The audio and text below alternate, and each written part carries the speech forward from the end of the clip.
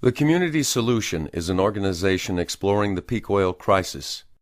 Its focus is on local community-based solutions that reflect the values of cooperation, conservation, and curtailment.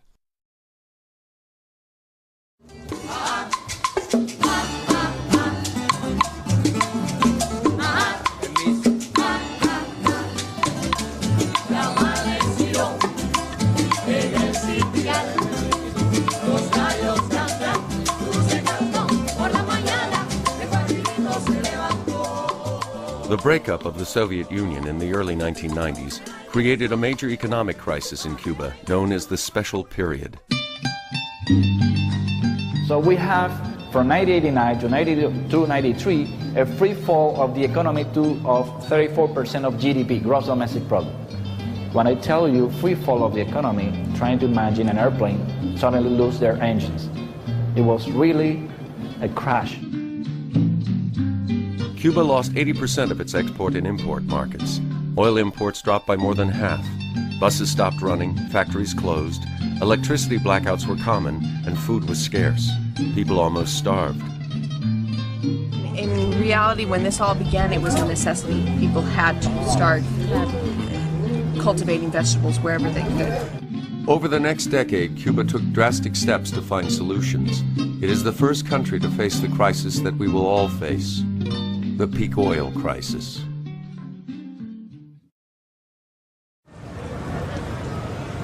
Vamos.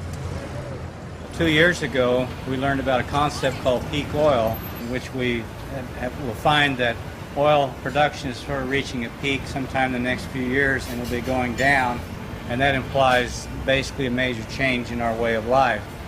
And what we've discovered is that Cuba, because their own artificial peak oil was imposed on them when the Soviet Union collapsed, is actually a model for what's going to take place in the rest of the world. So we wanted to see if we can capture what is it in the Cuban people and the Cuban culture that will allow to go through this very difficult time without competing over scarce resources. And we think Cuba has a lot to show the world about how to deal with energy adversity, which I think we'll all be facing.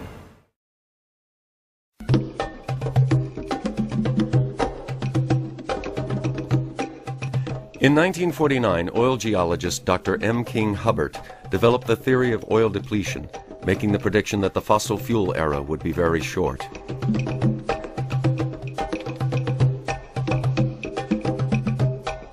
In 1956, he forecasted that American oil production in the continental 48 states would reach peak production in 1970. Production did peak that year, as he predicted. In 1974, Hubbert testified to a Senate subcommittee warning of the dangers of declining fossil fuels in an exponential growth culture. The U.S. oil peak in 1970, combined with a crisis in the Middle East, led to severe oil shortages and an economic crisis in the country. Americans experienced record high interest rates, long gas lines, the highest gasoline prices in history, recession, and a declining stock market. Government films were produced explaining the problem. We were caught by surprise with a crisis that could recur and recur unless the entire country recognized the dangers of a quite real energy shortage. Our industrial progress and economic growth was fired by what many seemed to look on as endless energy. But warning signs were there. I think it's going to end with everybody changing their habits. During this time, gas purchases were restricted to every other day, long gas lines appeared, and the speed limit was lowered. President Carter formed a task force, which in 1980 published the Global 2000 Report to the President. The report pointed out that by the year 2000, half of all the oil available in the world would have been consumed. Carter had begun a new energy policy. Tax credits were offered for alternative energy, and wind turbines began to appear on the landscape. But then Alaska's Prudhoe Bay and the oil fields of the North Sea came online. The oil crisis eased and prices dropped. Carter's call for frugality and care was rejected. Ronald Reagan moved into the White House and dramatically cut research and development for alternative energy. It was morning in America again, and the country went to sleep for a generation. But the problem didn't go away, as oil consumption continued to increase year after year. In 1997, petroleum geologist Dr. Colin Campbell wrote The Coming Oil Crisis. 3 years later, he founded the Association for the Study of Peak Oil, known as ASPO, and held the first meeting on peak oil in Sweden in 2002. Dr. Ken DeFay, a Princeton oil geologist, published Hubbard's Peak in 2001, followed 2 years later by Richard Heinberg's seminal work, The Party's Over. In 2005, Matt Simmons' book, Twilight in the Desert, challenged the stated oil reserves of Saudi Arabia. A flood of books and magazines began to appear on the market. 25 books were published in 2004 and 2005, and hundreds of articles in newspapers and magazines.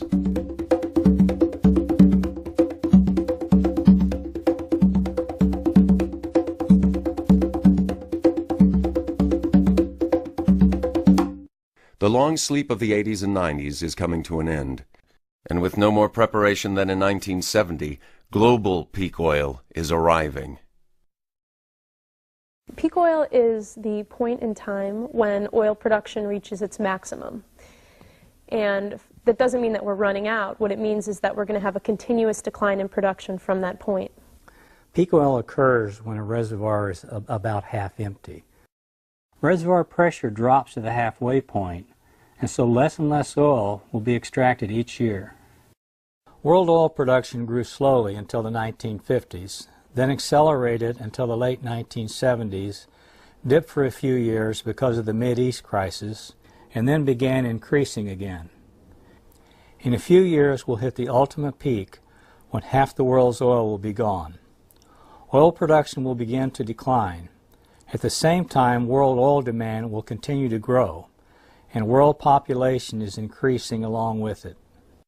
What peaks is not total oil, it's the easy oil to produce. What's left is the less desirable oil that you couldn't get out in the first place very fast.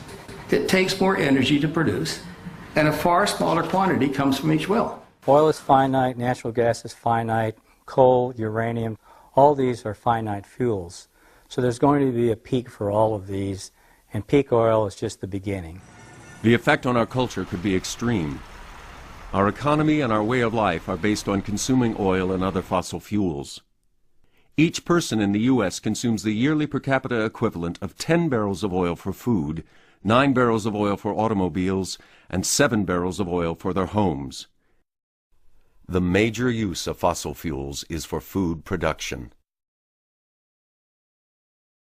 What peak oil means is essentially a limited supply. World oil discovery peaked in the mid-1960s and has been declining ever since. Right now we're consuming about 5 barrels of oil for every one that we discover. That is an unsustainable amount and can't be continued much longer. But at the same time, we have increasing demand throughout the world, especially in developing countries like China. Now, in 1993, China had 733,000 cars on the road, and by the start of 2004, they had 6 million cars. By the end of 2004, they had 8 million cars. They've convinced people that it's nice to drive. Well, the whole vision for these developing countries is that they're going to be like America someday, and that the people are going to be able to consume the way that Americans have consumed.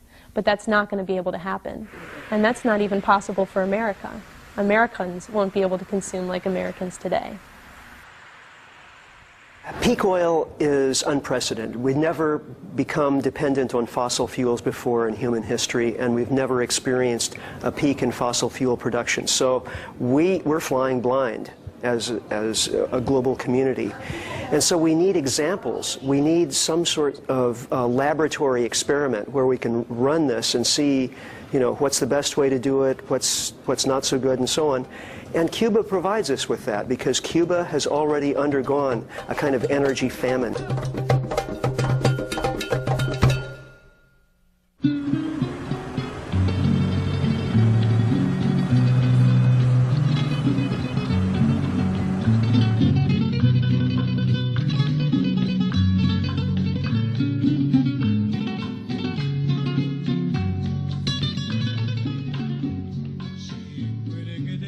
after the Soviet Union, oil import dropped from 13-14 million tons a year to only 4.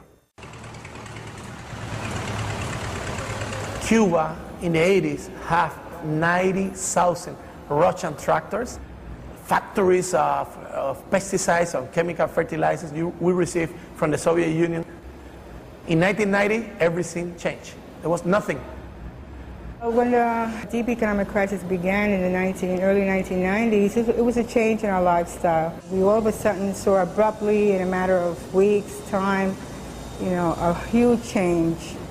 We saw symptoms of malnutrition in children under 5 years of age. We saw pregnant women with anemia. We had underweight babies at birth. The impact on food scarcity was disastrous. The average Cuban lost 20 pounds by 1994. We were desperate for everything. We don't care about first world quality standards on any commodity. We just need food. It doesn't matter what you bring, we will buy it. Without imported fuel oil, it was impossible for Cuba to generate the electricity it needed, resulting in blackouts throughout the country. Well, we had, at that time, power cuts that lasted for many, many hours, maybe up to 14, 16 hours a day. And this, in a climate such as ours, is very difficult because you do need the fridge so the spool won't spoil. So you had to cook on a daily basis what you had to eat at that moment because you just couldn't put things away. And it was a very difficult moment. Power cuts were particularly hard in Cuba's large housing complexes. In a tropical climate, with its heat and humidity, it was difficult to be without the use of air conditioners and fans. Without elevators, people used the stairs. Water was carried up or hauled up the outside of the building using a pulley and rope. When taking a bus, people had to wait 3 to 4 hours. When the bus arrived at work, often there was no power. Even if there was power, sometimes there were no spare parts or raw materials. So even if they got to work and had electricity, there was nothing to do. After work, they'd have to wait another 3 to 4 hours for a bus, and often when the bus arrived, it was full, and they'd have to wait for another one. The government imported 1.2 million bicycles from China and manufactured 500,000 more. We had to then learn how to use bicycles, and bicycles was distributed all around the country to try to get to our workplaces. Doctors went to the hospitals, on bikes, without any culture of using bikes. It was just political will, that was it. There's no other way. In 1992, the United States tightened its embargo on Cuba. Any ship that docked in a Cuban port was denied access to the U.S. for 6 months afterwards. Almost overnight, $750 million worth of food and medical supplies to Cuba were halted. A few years later, the embargo was intensified, and foreign businesses working in Cuba were barred from entering the U.S. Cuba's access to foreign capital was crippled. In the case of Cuba, you try to suffocate a country. You deprive the country of access to financial sources, so Cuba cannot have access to the World Bank or to the IMF for good. An American dollar reached 150 pesos. And the average salary is like 2 pesos. No? There were people that were making $2 a month. So money was not useful to get stuff. So we end up being like an experiment, no? Like with controlled conditions. Like nothing or very little things can get from the outside, so everything has to happen from the inside. During the first 5 years of the special period, government food rations kept the crisis at bay. These food distributions guaranteed a minimum level of food to each of Cuba's citizens. And it was invented when we lost diplomatic relations with the U.S., no more economic relations with the U.S., and in order to prevent hoarding. Okay, so the more people that have more money would just do away with everything on the counters, and others would go hungry. They invented this ration food distribution system. With food imports reduced by 80%, the government-supplied food distributions had to be cut drastically. You have the official state market through subsidies, ration card, which has been shrink to perhaps 1/5 of consumption, from almost 100%. Now, let's go to this board because I want to show you so you can understand. This is on a monthly basis. any one of the Cuban population has granted through this system 3 of 4 weeks of basic consumption according to United Nations minimum level of calories ingestion in a month.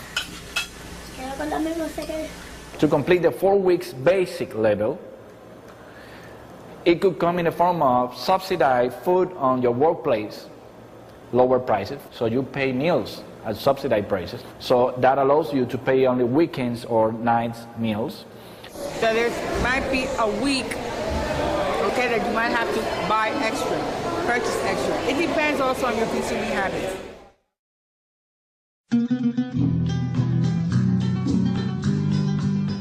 Every aspect of Cuban life was affected by the special period, but no change was as far-reaching as agriculture. Cuba had committed to the Green Revolution, a system which requires the massive use of fossil fuels in the form of natural gas-based fertilizers, oil-based pesticides, and diesel fuel for tractors and other farm machinery. The country's agriculture was more industrialized than any other Latin American country, and exceeded the U.S. in its use of fertilizer. The Cuban agricultural conventional Green Revolution system never was able to feed the people. It had high yields, but it was not oriented to the plantation agriculture, open economy. We export citrus, tobacco, sugarcane, and we import the basic things, 55% of the rice, more than 50% of the vegetable oil, of the oil and the lard that we consume. So the system, even in the good times, how people here remember, never fulfill the basic needs. Cuba's agriculture began to falter as one problem after another halted production. Fuel and parts for tractors were almost impossible to find. Seeds, tools, animal feed, and vaccines were scarce. Esto trajo como consecuencia que el de estar aquí era prácticamente una agricultura de supervivencia. Y los insumos que había de químicos ya no existían. Por ello que se dejó de la harina de trigo, los fertilizantes, los granos, el aceite. Fue un golpe muy fuerte. Y muchas personas pensaban que el proceso podía colapsar en 3 meses o 6 meses. Y realmente fue una etapa muy difícil para readaptar la economía a las nuevas condiciones. The lack of fuel drove us to have a very big shortage of food. So people, they end up squatting places in the city and growing food there. Without knowing how, because there were engineers, there were doctors, there was not farmers. A drastic effort to convert every piece of arable land to organic agriculture was begun. During the special period, Cuba was able to help prevent famine through an urban agricultural movement. Every vacant lot in the city was turned into orchard. At first, urban gardening was an ad hoc local survival response to the crisis. They needed food, they didn't know how, and they just did it, trial and error. And there wasn't space, they have a problem with garbage, dumping, rats, so they fixed all of those problems, get rid of the garbage and start growing things there. Another thing during the special period was this identification of idle plots of land, right, that were cleaned up by the community and turned into agricultural gardens, urban agricultural gardens. Hearing of the crisis, Australian permaculture experts came to Cuba to assist in developing new ways to garden and raise food. So in October of 1993, the first 2 Australians came. And so we started to design the rooftop garden in that place. And after that, we got this small project. For us, it was a lot of money, 26,000 American dollars. And we started to do a train-the-trainer course. They're one of the largest capacity centers for permaculture in Havana, and they themselves have trained over 400 people. Not only have, through these workshops and courses, has the community learned about permaculture, but they here in the center have learned a lot about the community. For example, if someone comes here and they have a health problem, they do whatever they can to help with that, but also they serve as kind of a reference point. They will go and look for the specialist and bring them here, so it's a mutual relationship. The people cooperating with and caring about each other are the main factors that we need to encourage. We can all plant fruit trees, we can all have water catchment devices on our roofs. It's not the technology, it's the human relationships. The neighbors are starting to see the possibilities of what they can do in their spaces, and they're starting to create natural gardens on their roofs and also in their patios.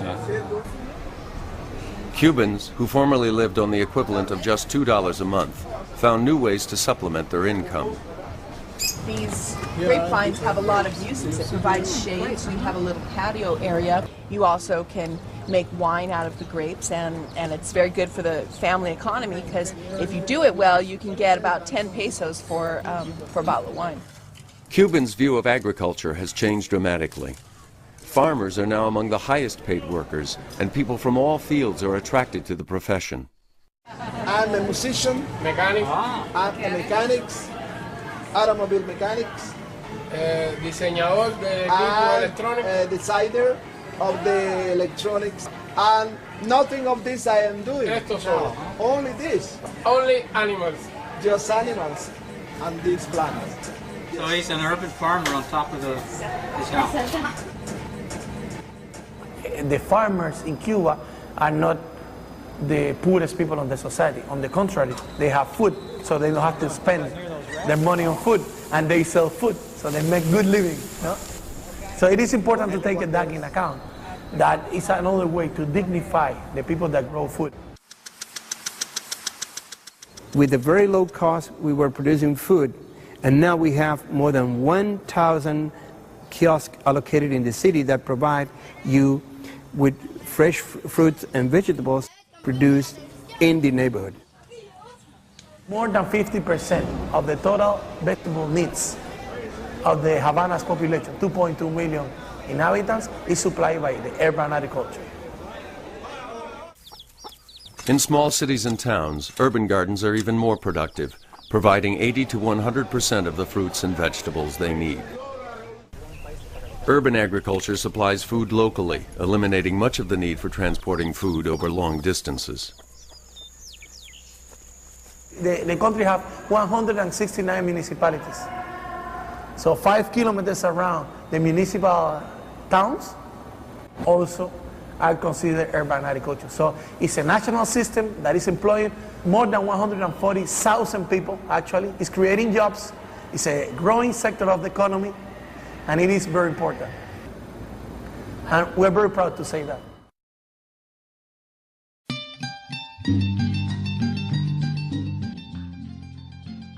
Cuba eliminated the need for natural gas-based fertilizers and oil-based pesticides by developing organic farming methods. Fortunately, research centers had begun studying sustainable agriculture before the crisis.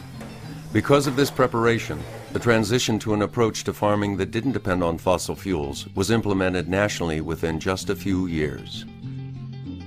Without fossil fuels, more manual labor was needed, making smaller farms necessary and increasing the number of farmers. One of the challenges, the peak oil challenges, is to reclaim land from the large-scale conventional agriculture. Un suelo en formarse trata millones de años y en destruirse muy poco tiempo. Bueno, uno de los problemas que trae la tierra con químicos es la mineralización y la desaparición de la microflora y la microfauna, de la vida del suelo. The soil is a living being, and in the topsoil, in the first 3 inches of soil, is the key. You add chemicals, you damage all of that. So then the soils became almost like sand. So we're going to be having interesting challenges and to rehabilitate the soil. Cuba found that it took from 3 to 5 years to make the land fertile and productive again. Organic needs a transition, no? Needs some time and needs some money to establish the system, because when you get the soil is so damaged and dead, that you need to rebuild the soil. You need to bring back the soil to life. You have to follow the natural cycles. So you hire nature to work for you, not work against nature. To work against nature, you have to waste huge amounts of energy. Conventional people use this heavy machinery that compacts the soil, huge tractor, huge combine trucks and things like that. So you have to open the soil again, add more nutrients. The first ethic, to take care of the land, of the earth. This is very important. If we don't take care of the earth, earth will take care of us and get rid of us.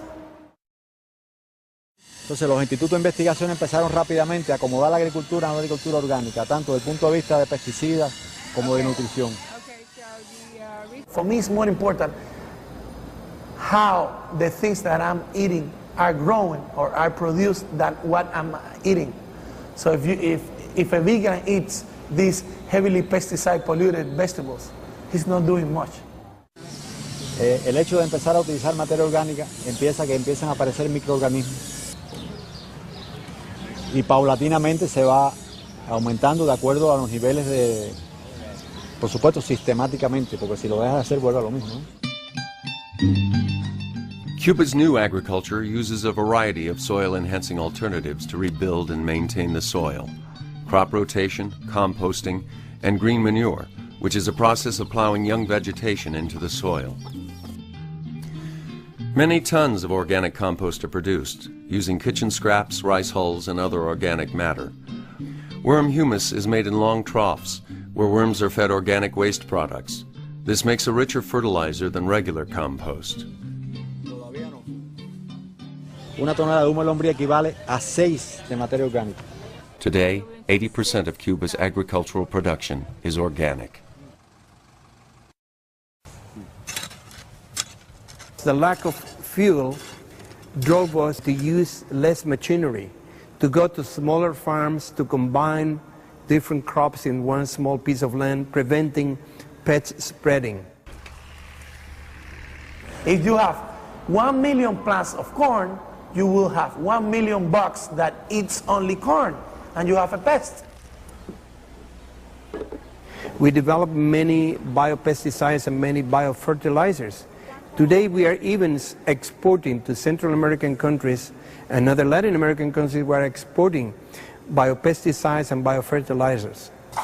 Remember, Cuba has one advantage.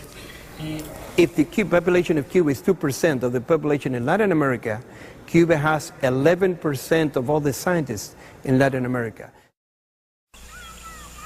It's difficult to grow certain crops in Cuba's heat, so farmers use a variety of mesh covers to cut the sun's rays.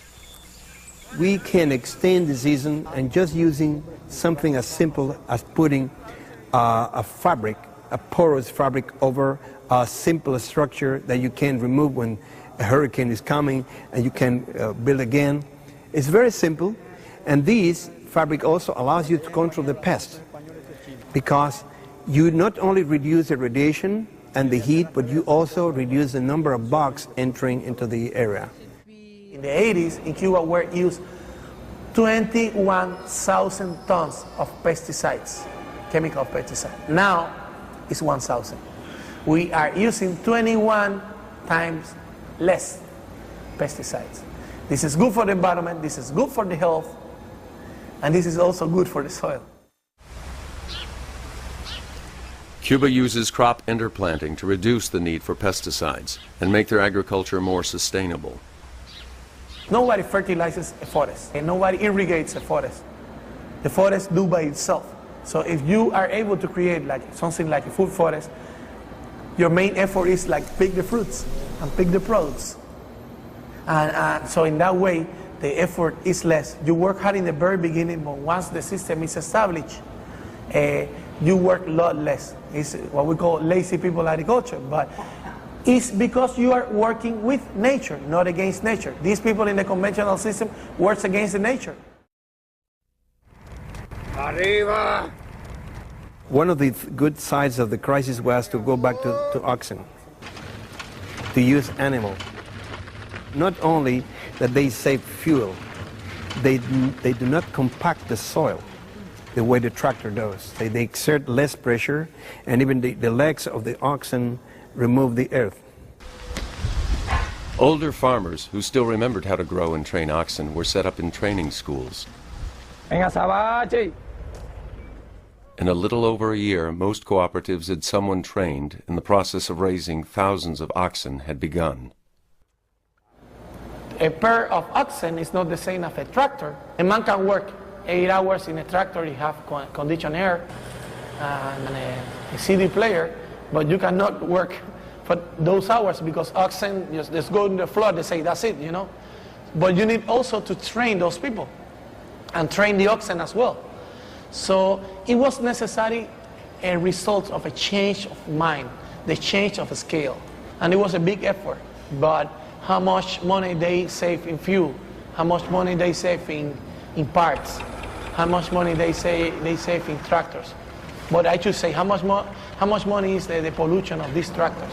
It has to be analyzed from several approaches. They did it because they have to. But from a few years point of view, there are many benefits.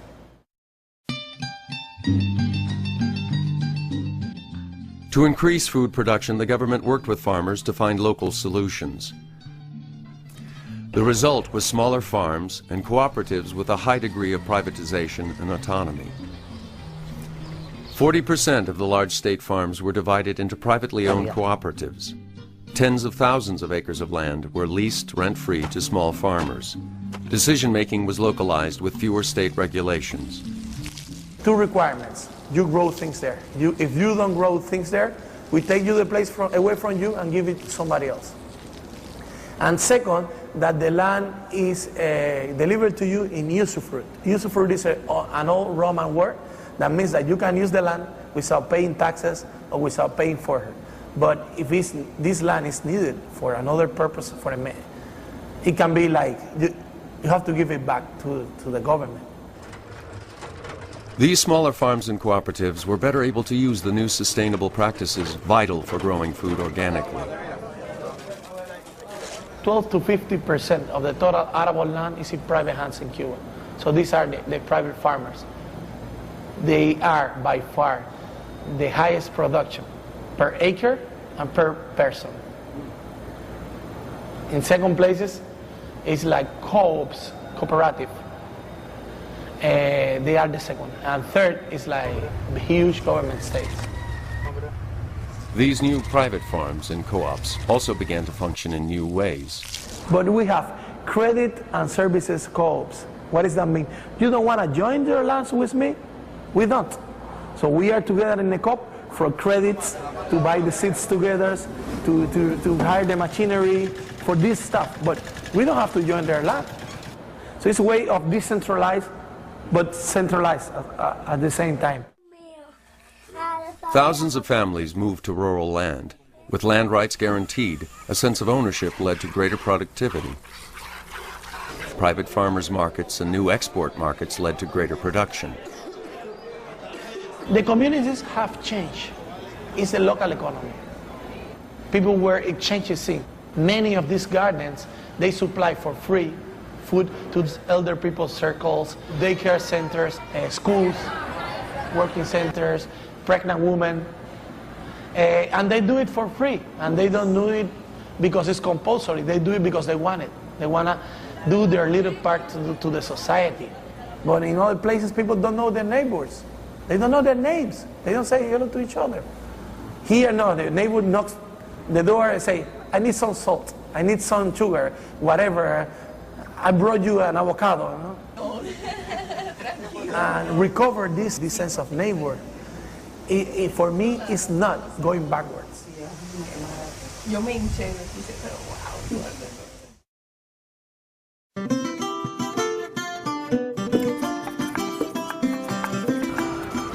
Without oil for transportation, Cuba's educational system was threatened. Decentralizing universities provided people with access to nearby schools for higher education and lessened the impact of fuel shortages.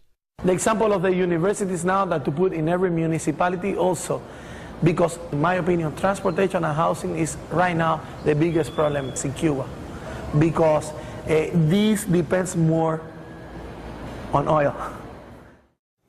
This large building was the most exclusive school in Cuba, the Sacré-Cœur, but today is the University of Medical Sciences.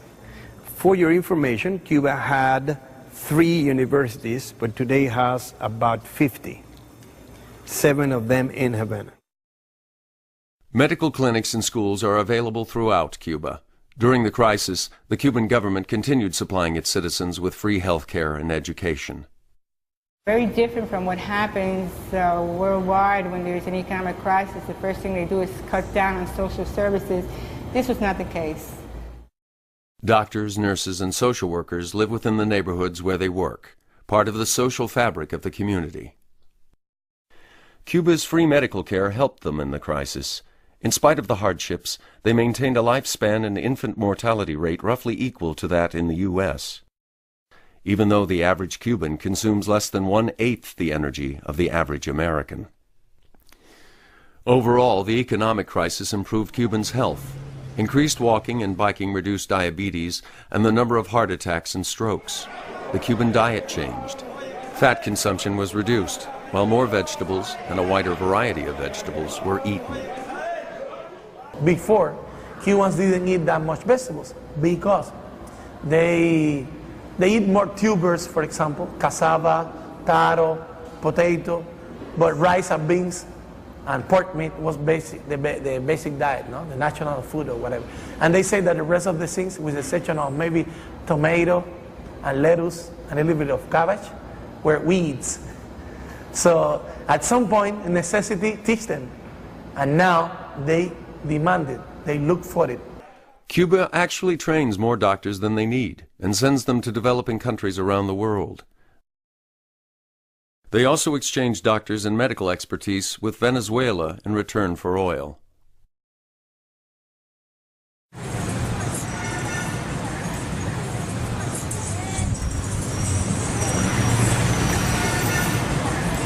When I look at other countries, developed countries, everything goes around making the automobile more efficient. How much energy do you need to produce a car? You have to spend energy on producing a car, and later you have to find the fuel to make the car move. Now think about reducing the number of cars. During the worst of the crisis, there was very little fuel for cars. The freeway and country roads were almost empty. Cuba needed to develop a mass transit system overnight. With few resources, they had to be innovative. Old trucks were made into buses with canopies to keep off the rain and steps welded on the back. Another solution was the camel, a trailer pulled by a semi-tractor that can carry up to 300 people. In Havana and other provinces, carpooling and hitchhiking are common. Government cars are required to pick up anyone who needs a ride.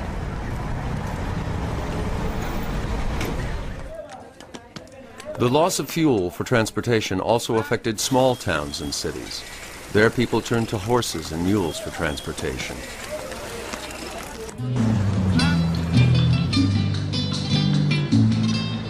During the first years of the special period, bicycles were a necessity.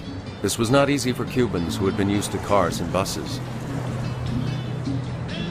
It requires more consciousness and more awareness about the use of the bicycle, that the bicycle is not something that we have to use because we don't have fuel or we don't have buses in the city. The question is that the bicycle never contaminates, is more healthy, and for short distances is very practical. But if you have to move 20 kilometers a day, back and forth, 40 kilometers a day in a Chinese bicycle, no gears, all steel, after 5 years, you hate it. And that was what happened in Cuba. Like at some point when there are a little bit more camels and buses, people just quit because they were sick of it. One day people start thinking about the end of the car. There will be an era, a moment in the life. So one day the car appeared and one day the car will disappear. The car will be something that we will remember as a moment in the development of the mankind.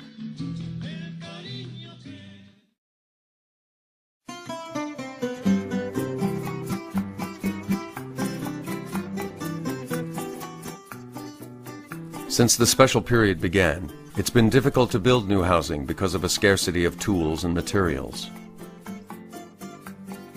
Cement production requires a lot of fuel, and that's why the cement production has been reduced. Everyone in Cuba has a place to live, and 85% of the people own their own home. But most houses are small and simple with few amenities. In the countryside, that means a small house with a living room, kitchen, and 2 or 3 bedrooms.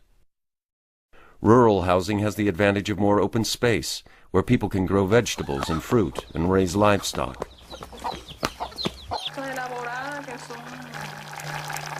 Todo lo que vamos a almorzar ahora es de nuestro huerto, menos el arroz, los frijoles, el cerdo, las lechugas, todo nosotros lo sembramos y criamos en nuestro huerto.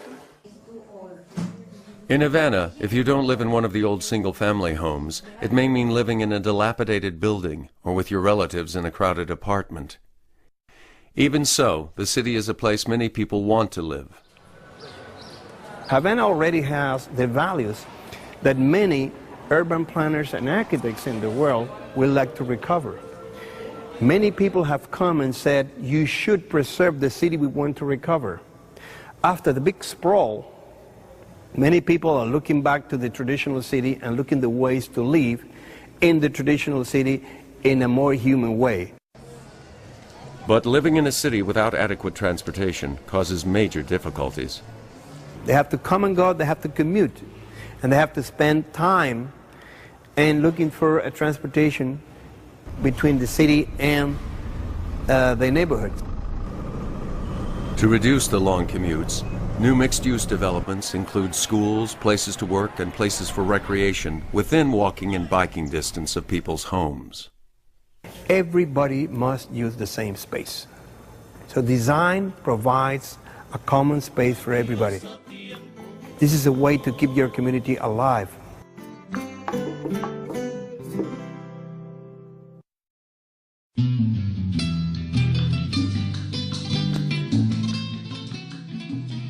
At the start of the special period, 95% of Cubans were connected to the national electric grid. The other 5% lived in remote areas. Photovoltaic and wind energy are too expensive to meet much of Cuba's energy needs. But for areas not connected to the grid, small-scale wind and hydro systems, as well as solar panels, are used. Priority is given to schools and clinics. Recently, more than 2,000 rural schools were supplied with solar panels to have electricity. It was less costly to give them the solar panels rather than to connect them to the grid.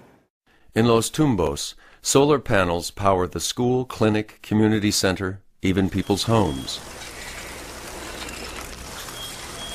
They have the panels up on the roof, and they're recharging the light battery right now, compact fluorescence. They can put this radio on, and this is another panel, that's her son's, who lives right there. Small solutions have been developed throughout Cuba, such as using the sun to preheat water. People in Cuba used to shower with heat water. So they use traditional oil or energy, whatever they have, to heat water. So if we can have solar heaters, it's better. But when you obtain the water from the solar heater, it is 60 degrees. You can save the half of the fuel you use to heat the water to boil. Before the crisis, Cuba relied on imported fuel oil to generate electricity. Without this, they had to modify their power plants to burn their poor-quality domestic crude oil. Our crude oil is very a bad thing for environment, but we had no choice. It's a matter of live or die. They also began using crop waste to generate electricity. Sugar mills have been turned into power plants because you mill the sugar and then you have the bagasse. You burn the fibers, you produce heat, and then you produce electricity. So you can turn a sugar mill during the season or after the season into an additional power plant. And right now in Cuba, during the time of harvest, which is about 3 or 4 months during the year, 30% of the energy that's generated in Cuba comes from the renewable source of biomass. So this is what we call the energetic sovereignty. We do not depend on all imports to produce electricity.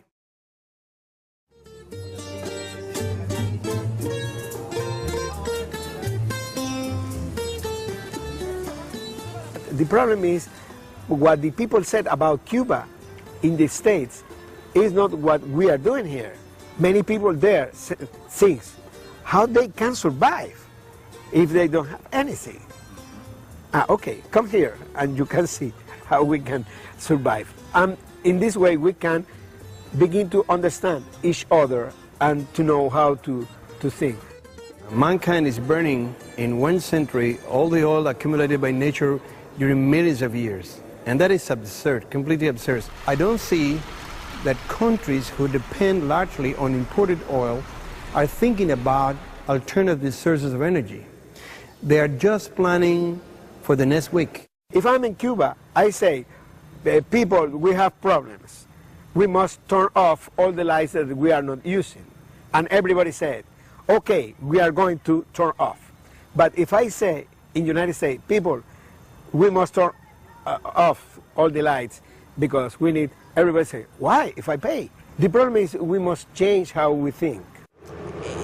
You know, the idea of peak oil is that things are going to change and there's going to be less. I think Cubans understand that on an international, global level because island people have that innate sense of a limited resource. And also they realize in terms of energy, if they want to be politically independent, they had to be economically independent. To be economically independent, you have to be energy independent. Is oil going to last in the next 10 to 15 years? Who knows? Maybe not. Maybe in Cuba we find an enormous oil tank underground for 50 years more. Oh, wonderful. We have 50 years more. But the security of supply is getting more risky day by day. And there is also this hope to find in the deep waters of the Mexican Gulf good petrol. But people don't think about that as an asset. No, we're going to improve their life here. No, we're going to sell it, you know, because people know that we don't need that to live. You know what I mean? Okay, we need money to develop, but it's like something to sell, not something to use or to waste. The sun was able to maintain the life in Earth during millions of years. Only the problem is now when we arrived and we change the way we use the energy. The problem is if the sun has been enough to sustain the life and now we cannot sustain the kind of society we have in our planet. The problem is with our society, not with the energy, not with the war of the energy.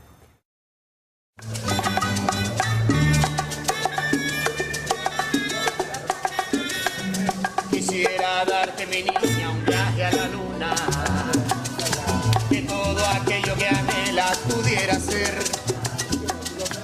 So there are infinite small solutions. You fix one little problem here, one little problem there, and life is better. You think globally, you act locally. This is very important because otherwise you give the impression of people that this is United Nations, presidents, scientists, and they don't have to do anything, that they will fix the problem. But people have to start from scratch and start to do small things, baby steps. Crises or changes or problems can trigger many of these things, that these are sustainable, alternative, whatever it's called, but it's basically adapting. We are adapting to changes, and that's the success of the human beings.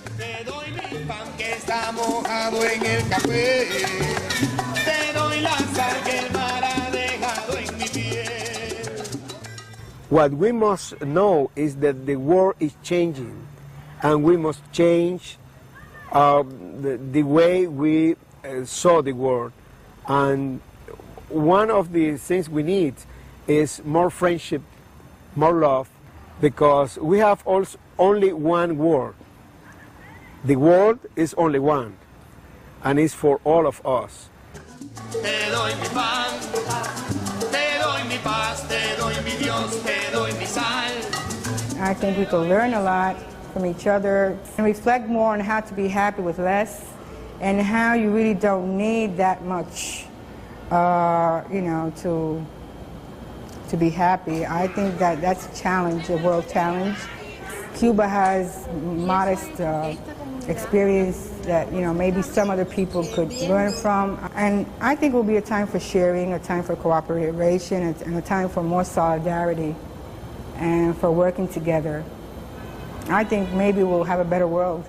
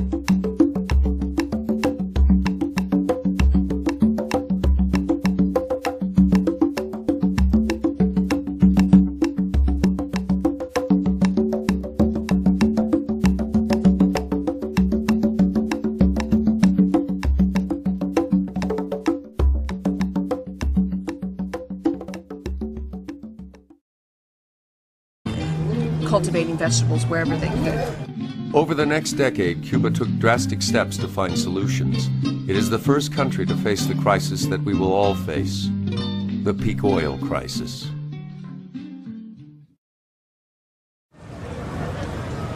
Vamos. 2 years ago, we learned about a concept called peak oil, in which we will find that oil production is sort of reaching a peak sometime in the next few years and will be going down, and that implies basically a major change in our way of life. And what we've discovered is that Cuba, because their own artificial peak oil was imposed on them when the Soviet Union collapsed, is actually a model for what's going to take place in the rest of the world. So we wanted to see if we can capture what is it in the Cuban people and the Cuban culture that allowed to go through this very difficult time without competing over scarce resources.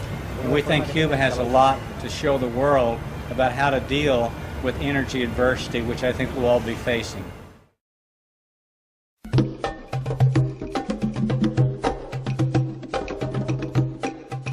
In 1949, oil geologist Dr. M. King Hubbert developed the theory of oil depletion, making the prediction that the fossil fuel era would be very short.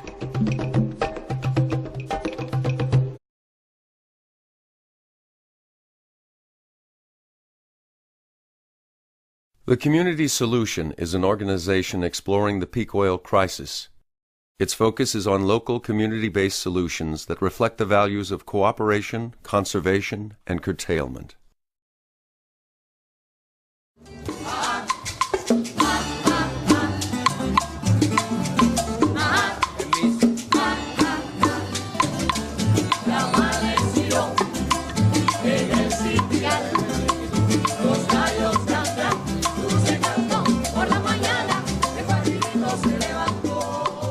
The breakup of the Soviet Union in the early 1990s created a major economic crisis in Cuba known as the Special Period. So we have, from 1989 to 1993, a free fall of the economy of 34% of GDP, gross domestic product. When I tell you free fall of the economy, trying to imagine an airplane suddenly lose their engines. It was really a crash. Cuba lost 80% of its export and import markets. Oil imports dropped by more than half. Buses stopped running, factories closed, electricity blackouts were common, and food was scarce. People almost starved. In reality, when this all began, it was a necessity. People had to start. In 1956, he forecasted that American oil production in the continental 48 states would reach peak production in 1970. Production did peak that year, as he predicted. In 1974, Hubbard testified to a Senate subcommittee warning of the dangers of declining fossil fuels in an exponential growth culture. The U.S. oil peak in 1970, combined with a crisis in the Middle East, led to severe oil shortages and an economic crisis in the country. Americans experienced record high interest rates, long gas lines, the highest gasoline prices in history, recession, and a declining stock market. Government films were produced explaining the problem. We were caught by surprise with a crisis that could recur and recur unless the entire country recognized the dangers of a quite real energy shortage. Our industrial progress and economic growth was fired by what many seemed to look on as endless energy. But warning signs were there. I think it's going to end with everybody changing their habits. During this time, gas purchases were restricted to every other day, long gas lines appeared, and the speed limit was lowered. President Carter formed a task force, which in 1980 published the Global Utopia. A flood of books and magazines began to appear on the market. 25 books were published in 2004 and 2005, and hundreds of articles in newspapers and magazines.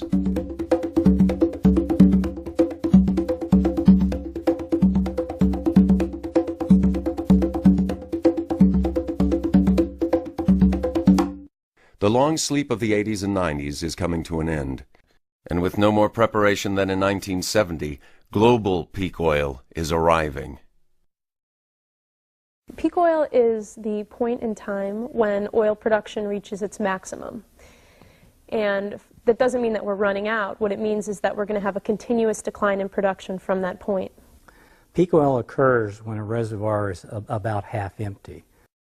Reservoir pressure drops to the halfway point, and so less and less oil will be extracted each year. World oil production grew slowly until the 1950s, then accelerated until the late 1970s, dipped for a few years because of the Mideast crisis, and then began increasing again. In a few years, we'll hit the ultimate peak when half the world's oil will be gone. Oil production will begin to decline. At the same time, world oil demand will continue to grow, and world population is increasing along with it. 2000 report to the President. The report pointed out that by the year 2000, half of all the oil available in the world would have been consumed. Carter had begun a new energy policy. Tax credits were offered for alternative energy, and wind turbines began to appear on the landscape. But then Alaska's Prudhoe Bay and the oil fields of the North Sea came online. The oil crisis eased and prices dropped. Carter's call for frugality and care was rejected. Ronald Reagan moved into the White House and dramatically cut research and development for alternative energy. It was morning in America again, and the country went to sleep for a generation. But the problem didn't go away, as oil consumption continued to increase year after year. In 1997, petroleum geologist Dr. Colin Campbell wrote The Coming Oil Crisis. 3 years later, he founded the Association for the Study of Peak Oil, known as ASPO, and held the first meeting on peak oil in Sweden in 2002. Dr. Ken DeFay, a Princeton oil geologist, published Hubbert's Peak in 2001, followed 2 years later by Richard Heinberg's seminal work, The Party's Over. In 2005, Matt Simmons' book, Twilight in the Desert, challenged the stated oil reserves of Saudi Arabia.